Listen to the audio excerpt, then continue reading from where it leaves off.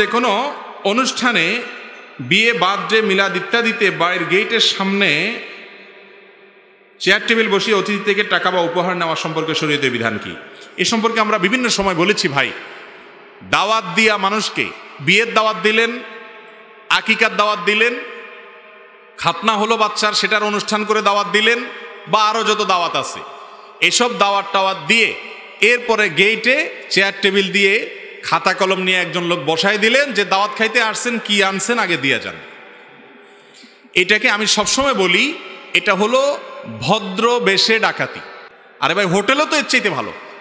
হোটেলে তো বেশিরভাগ হোটেলে খাওয়ার পরে বলে বিল কত হয়েছে, এত হয়েছে। আর এখানে খাওয়ার আগে আগে বিল দেন, পরে খাওয়া দাওয়া। 500 টাকা করে ফ্যামিলির 4 জন আসছেন, 2000 টাকা খাইলেন, আর দিতে হলো 5000 টাকা। এটা ডাকাতি না?